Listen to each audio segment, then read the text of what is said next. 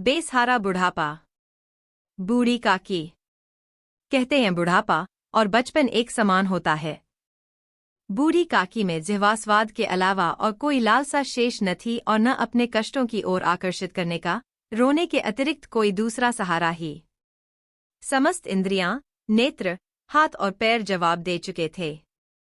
जमीन पर पड़ी रहती और घर वाले कोई बात उनकी इच्छा के विरुद्ध करते, भोजन का समय टल जाता या उसका परिणाम पूर्ण न होता अथवा बाजार से कोई वस्तु आती और न मिलती तो ये रोने लगती थीं। उनका रोना सिसकना साधारण रोना नहीं था, वे गला फाड़ फाड़ कर रोती थीं।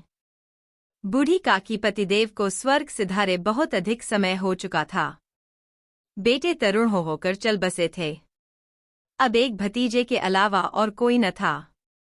उसी भतीजे के नाम उन्होंने अपनी सारी संपत्ति लिख दी। भतीजे ने सारी संपत्ति लिखाते समय खूब लंबे चौड़े वादे किए, किंतु वे सब वादे केवल तब तक थे जब तक उसके नाम सारी संपत्ति नहीं लिखी गई थी, जबकि उस संपत्ति की वार्षिक आय 150-200 रुपये से कम न थी। लेकिन फिर भी बूढ़ी काकी को पेट भर भोजन भी कठिनाई से मिलता था। इसमें उनके भतीजे पंडित भोलाराम का अपराध था या उनकी अर्धांगिनी श्रीमती लीलावती का, इसका निर्णय करना सहज नहीं। भोलाराम स्वभाव के सज्जन थे, किंतु उसी समय तक जबकि उनके खसाने पर आंच न आए। लीलावती स्वभाव से तीव्र थी सही, परंतु भगवान से डरती थी। इसलिए बूढ़ी काकी को उसकी तीव्रता उतनी न खलती थी जितनी भोलाराम की भलमनस्ता। भोलाराम को कभी कभी अपने अत्याचार का खेद होता था। विचारते कि इसी संपत्ति के कारण मैं इस समय भलामानुष बना बैठा हूं। यदि भौतिक आश्वासन और सूखी सहानुभूति से स्थिति में सुधार हो सकता हो तो उन्हें कोई आपत्ति न होती, परंतु खजाने के व्यय का भय उनकी अंतरात्मा की आवाज को दबाए रखता था। यहाँ तक कि यदि द्वार पर कोई भला आदमी बैठा होता और बूढ़ी काकी उस समय अपना राग अलापने लगती तो वह आग बबूला हो जाते और घर में आकर उन्हें जोर से डांटते। लड़कों को बुढ़ों से स्वाभाविक विद्वेष होता ही है, और फिर जब अपने माता पिता का यह रंग देखते तो वे बूढ़ी काकी को और सताया करते। कोई चुटकी काटकर भागता, कोई इन पर पानी की कुल्ली कर देता। काकी चीख मारकर रोती, परंतु यह बात प्रसिद्ध थी कि वह केवल खाने के लिए रोती हैं, इसलिए उनके संताप और आर्तनाद पर कोई ध्यान नहीं देता था। हाँ, काकी क्रोध में होकर बच्चों को गालियां देने लगती तो लीलावती घटनास्थल पर आ पहुंचती। इस भय से काकी अपनी जिह्वा कृपाण का कदाचित ही प्रयोग करती थी, जबकि उपद्रव शांति का यह उपाय रोने से कहीं अधिक उपयुक्त था। संपूर्ण परिवार में यदि काकी से किसी को कोई प्यार करता था तो वह भोलाराम की छोटी लड़की लक्ष्मी थी। लक्ष्मी अपने दोनों भाइयों के भय से अपने हिस्से की मिठाई बैना बूढ़ी काकी के पास बैठकर खाया करती थी। यही उसका रक्षागार था और काकी की शरण उनकी लोलुपता के कारण बहुत महंगी पड़ती थी। फिर भी भाइयों के अन्याय से सुरक्षा कहीं मिलती थी तो बस यहीं। इसी स्वार्थ ने उन दोनों के बीच में सहानुभूति थी। रात का समय था। भोलाराम के द्वार पर शहनाई बज रही थी और गांव के बच्चों का झुंड विस्मयपूर्ण नेत्रों से गाने का रसास्वादन कर रहा था। चारपाइयों पर मेहमान विश्राम कर रहे थे। आज भोलाराम के बड़े लड़के सुखराम का तिलक आया है। यह उसी का उत्सव है। घर के भीतर स्त्रियां गा रही थी और लीलावती मेहमानों के लिए भोजन में व्यस्त थी। भट्टियों पर कड़ाही चढ़ रही थी। एक में पूड़ियाँ चौड़ियाँ निकल रही थी, दूसरे में अन्य पकवान बनते थे। एक बड़े हंडे में मसालेदार तरकारी पक रही थी। घी और मसाले की सुगंध चारों ओर फैली हुई थी।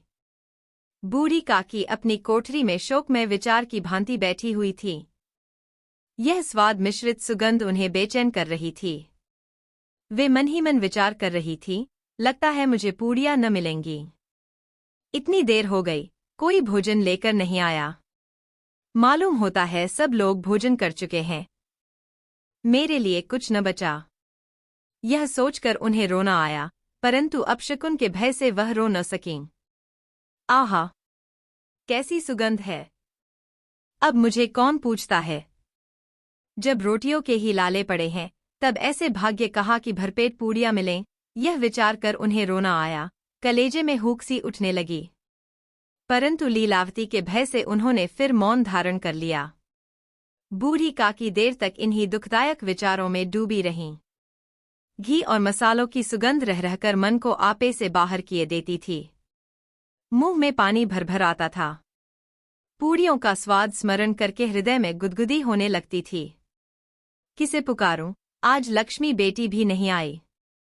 दोनों लड़के सदा दिखाई दिया करते हैं, आज उनका भी कहीं पता नहीं। कुछ मालूम तो होता कि क्या बन रहा है। बूढ़ी काकी की कल्पना में पूड़ियों की तस्वीर नाचने लगी। खूब लाल लाल, फूली फूली, नरम नरम होंगी। लीलावती ने भली भांति भोजन किया होगा। कचौड़ियों में अजवाइन और इलायची की महक आ रही होगी। एक पूड़ी मिलती तो जरा हाथ में लेकर देखती। क्यों न चलकर कड़ाही के सामने ही बैठूं। पूड़ियाँ छन छन कर तैयार होंगी। कड़ाह से गरम गरम निकालकर थाल में रखी जाती होंगी। फूल हम घर में भी सूंघ सकते हैं, परंतु वाटिका में कुछ और बात होती है। इस प्रकार निर्णय करके बूढ़ी काकी उकड़ू बैठकर हाथों के बल सरकती हुई बड़ी कठिनाई से चौखट से उतरे और धीरे धीरे रेंगती हुई कड़ाही के पास जा बैठीं। यहाँ आने पर उन्हें उतना ही धैर्य हुआ जितना भूखे कुत्ते को खाने वाले के सम्मुख बैठने में होता है। लीलावती उस समय कार्यभार से उद्विग्न हो रही थी। कभी इस कमरे में जाती, कभी उस कमरे में, कभी कड़ाही के पास जाती, कभी भंडार में जाती। किसी ने बाहर से आकर कहा, महाराज ठंडई मांग रहे हैं। ठंडई देने लगी।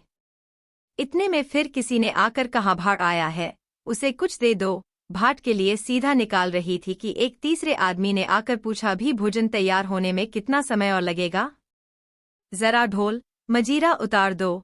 बेचारी अकेली स्त्री दौड़ते दौड़ते व्याकुल हो रही थी, झुंझलाती थी, कुड़ती थी, परंतु क्रोध प्रकट करने का अवसर न पाती थी। भय होता कहीं पड़ोसने यह न कहने लगें कि इतने में उबल पड़ी। प्यास से स्वयं कंठ सूख रहा था। गर्मी के मारे फुंकी जाती थी, परंतु इतना अवकाश न था कि जरा पानी पी ले या पंखा लेकर झले। यह भी डर था कि जरा आँख हटी और चीजों की लूट मची। इस अवस्था में उसने बूढ़ी काकी को कड़ाही के पास बैठी देखा तो जल गई। क्रोध न रुक सका। इसका भी ध्यान न रहा कि पड़ोसने बैठी हुई हैं, मन में क्या कहेंगी। पुरुषों में लोग सुनेंगे तो क्या कहेंगे। जिस प्रकार मेंढक केंचुए पर झपटता है, उसी प्रकार वह बूढ़ी काकी पर झपटी और उन्हें दोनों हाथों से झटक कर बोली, ऐसे पेट में आग लगे। पेट है या भाड़? कोठरी में बैठते हुए क्या दम घुटता था। अभी मेहमानों ने नहीं खाया, भगवान को भोग नहीं लगा, तब तक धैर्य न हो सका। आकर छाती पर सवर हो गई। जल जाए ऐसी जीभ। दिन भर खाती न होती तो जाने किसकी हांडी में मूंग डालती। गांव देखेगा तो कहेगा कि बुढ़िया भरपेट खाने को नहीं पाती, तभी तो इस तरह मुंह बाए फिरती है। नाम बेचने पर लगी है। नाक कटवा कर ही दम लेगी। इतनी ठूंसती है, न जाने कहाँ भस्म हो जाता है। भला चाहती हो तो जाकर कोठरी में बैठो, जब घर के लोग खाने लगेंगे तब तुम्हें भी मिलेगा। तुम कोई देवी नहीं हो कि चाहे किसी के मुंह में पानी न जाए, परंतु तुम्हारी पूजा पहले ही हो जाए। बूढ़ी काकी ने सिर उठाया, न रोई न बोली। चुपचाप रेंगती हुई अपनी कोठरी में चली गईं। आवाज ऐसी कठोर थी कि हृदय और मस्तिष्क की संपूर्ण शक्तियां, संपूर्ण विचार और संपूर्ण भार उसी ओर आकर्षित हो गए थे। भोजन तैयार हो गया है। आंगन में पत्तलें पड़ गईं, मेहमान खाने लगे। स्त्रियों ने जेवनार गीत गाना आरंभ कर दिया। बूढ़ी काकी अपनी कोठरी में जाकर पश्चाताप कर रही थी कि मैं कहाँ से खा आ गई। उन्हें लीलावती पर क्रोध नहीं था, अपनी जल्दबाजी पर दुख था। सच ही तो है, जब तक मेहमान लोग भोजन न कर चुकेंगे, घर वाले कैसे खाएंगे। मुझसे इतनी देर भी न रहा गया। सबके सामने पानी उतर गया। अब जब तक कोई बुलाने नहीं आएगा, न जाऊंगी। मन ही मन इस प्रकार का विचार कर वह बुलाने की प्रतीक्षा करने लगीं। परंतु घी की रुचिकर सुवास बड़ी धैर्य परीक्षक प्रतीत हो रही थी। उन्हें एक एक पल एक एक युग के समान मालूम होता था। अब पत्तल बिछ गई होगी। अब मेहमान आ गए होंगे। लोग हाथ पैर धो रहे हैं, नाई पानी दे रहा है। मालूम होता है लोग खाने बैठ गए। जेवनार गाया जा रहा है, यह विचार कर वह मन को बहलाने के लिए लेट गईं। धीरे धीरे एक गीत गुनगुनाने लगीं। उन्हें मालूम हुआ कि मुझे गाते देर हो गई। क्या इतनी देर तक लोग भोजन कर ही रहे होंगे? किसी की आवाज सुनाई नहीं देती।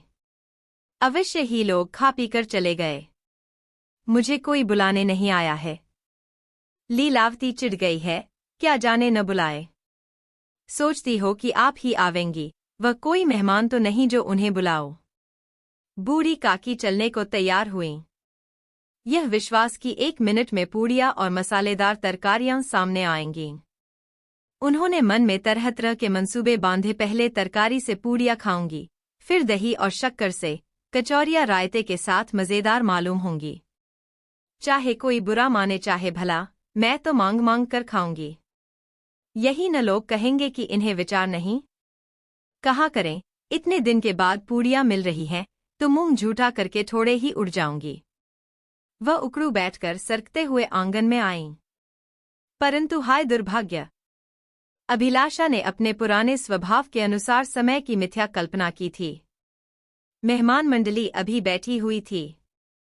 कोई खाकर उंगलियां चाटता था, कोई तिरछे नेत्रों से देखता था कि और लोग अभी खा रहे हैं या नहीं। कोई इस चिंता में था कि पत्तल पर पूड़ियाँ छूटी जाती हैं, किसी तरह इन्हें भीतर रख लेता। कोई दही खाकर चटकारता था, परंतु दूसरा दोना मांगते संकोच करता था कि इतने में बूढ़ी काकी रेंगती हुई उनके बीच में आ पहुंची। कई आदमी चौंक कर उठ खड़े हुए। पुकारने लगे, अरे यह बुढ़िया कौन है? यहाँ कहाँ से आ गई? देखो, किसी को छू न दे। पंडित भोलाराम काकी को देखते ही क्रोध से तिलमिला गए। पूड़ियों का थाल लिए खड़े थे।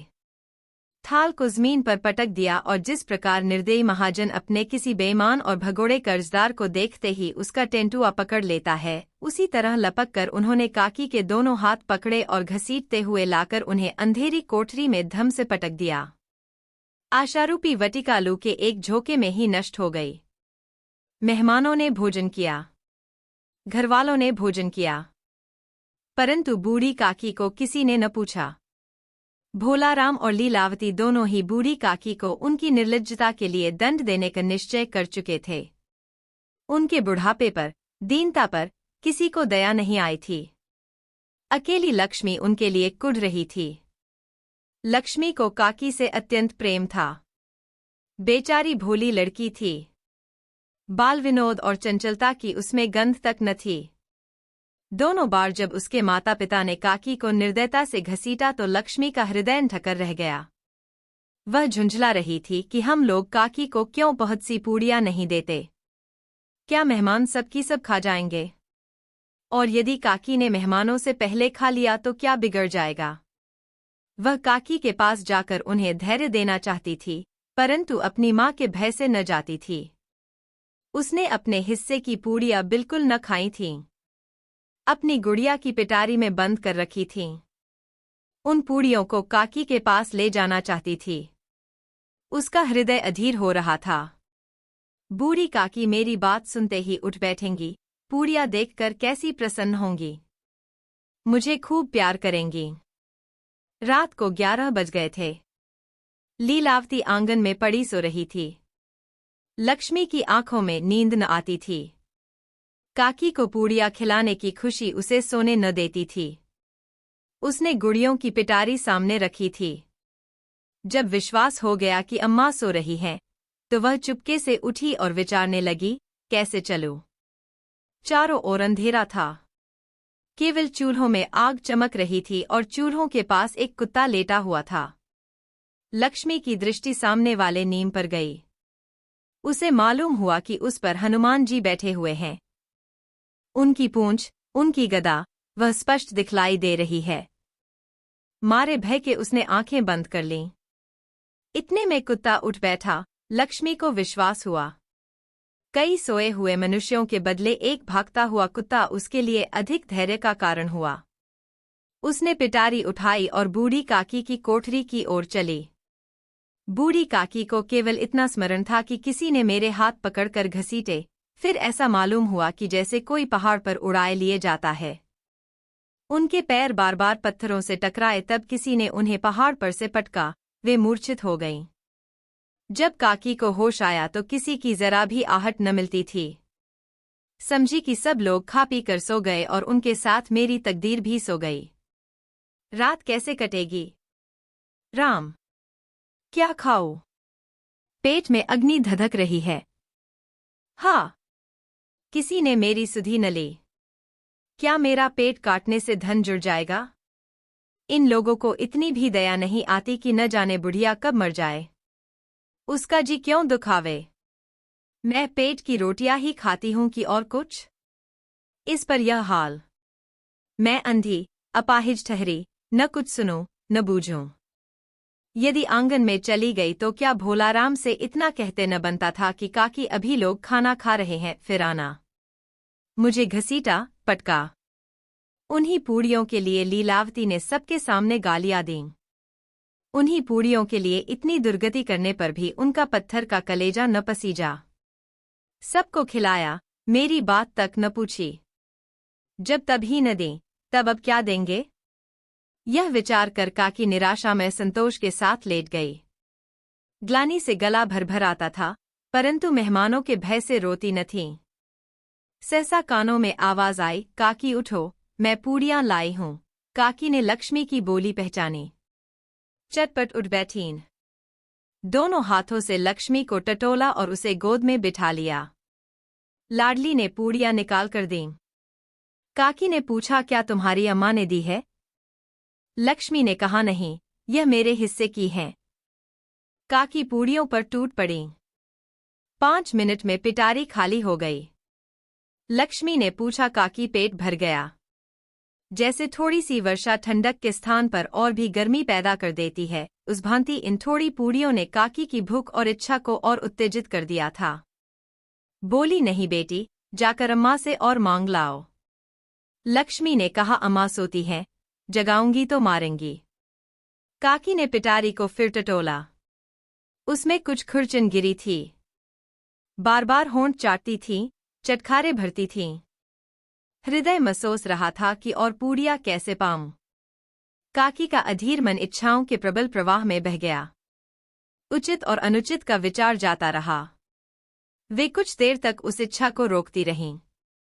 सहसा लक्ष्मी से बोली, मेरा हाथ पकड़कर वहां ले चलो, जहां मेहमानों ने बैठकर भोजन किया है। लक्ष्मी उनका अभिप्राय समझ न सकी। उसने काकी का हाथ पकड़ा और ले जाकर झूठे पत्तलों के पास बिठा दिया। बुढ़िया पत्तलों से पूड़ियों के टुकड़े चुन चुनकर खाने लगी। ओह! दही कितना स्वादिष्ट था, कचौड़ियाँ कितनी सलोनी, खस्ता कितने सुकोमल। काकी बुद्धिहीन होते हुए भी इतना जानती थी कि मैं वह काम कर रही हूं जो मुझे कभी भी नहीं करना चाहिए। मैं दूसरों की झूठी पत्तल चाट रही हूं। परंतु बुढ़ापा तृष्णा रोग का अंतिम समय है, जब संपूर्ण इच्छाएं एक ही केंद्र पर आ लगती हैं। बूढ़ी काकी में यह केंद्र उनकी स्वादेंद्रिय थी। ठीक उसी समय लीलावती की आंख खुली। उसे मालूम हुआ कि लक्ष्मी मेरे पास नहीं है। वह चौंकी, चारपाई के इधर उधर ताकने लगी कि कहीं नीचे तो नहीं गिर पड़ी। उसे वहां न पाकर वह उठी तो क्या देखती है कि लक्ष्मी जूठे पत्तलों के पास चुपचाप खड़ी है और बूढ़ी काकी पत्तलों पर से पूड़ियों के टुकड़े उठा उठाकर खा रही है। लीलावती का हृदय सन्न हो गया। किसी गाय की गर्दन पर छुरी चलते देखकर जो अवस्था उसकी होती, वही उस समय हुई। एक ब्राह्मणी दूसरों की झूठी पत्तल टटोले, इससे अधिक शोकमय दृश्य असंभव था। पूड़ियों के कुछ ग्रासों के लिए उसकी चचेरी सास ऐसा निष्कृष्ट कर्म कर रही है। यह वह दृश्य था जिसे देखकर देखने वालों के हृदय कांप उठते हैं। ऐसा प्रतीत होता मानो ज़मीन रुक गई, आसमान चक्कर खा रहा है। संसार पर कोई आपत्ति आने वाली है। रूपा को क्रोध न आया। शोक के सम्मुख क्रोध कहा। करुणा और भय से उसकी आंखें भर आईं। इस अधर्म का भागी कौन है? उसने सच्चे हृदय से गगन मंडल की ओर हाथ उठाकर कहा, परमात्मा, मेरे बच्चों पर दया करो। इस अधर्म का दंड मुझे मत दो, नहीं तो मेरा सत्यानाश हो जाएगा।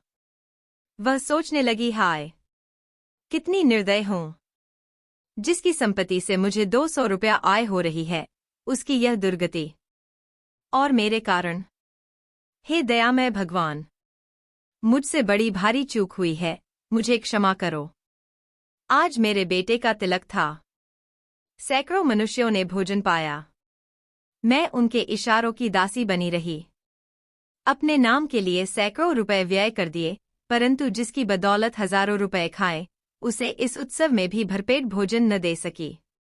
केवल इसी कारण तो वह वृद्धा असहाय है। लीलावती ने दिया जलाया, अपने भंडार का द्वार खोला और एक थाली में संपूर्ण सामग्रियां सजाकर बूढ़ी काकी की ओर चली।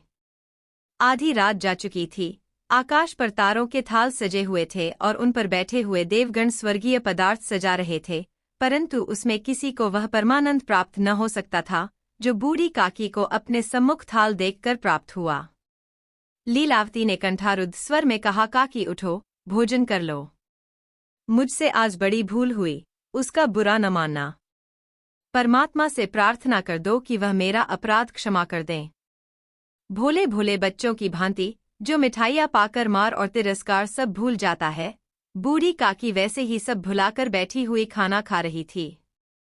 उनके एक एक रोए से सच्ची दुआएं निकल रही थी और लीलावती बैठी स्वर्गीय दृश्य का आनंद लेने में निमग्न थी।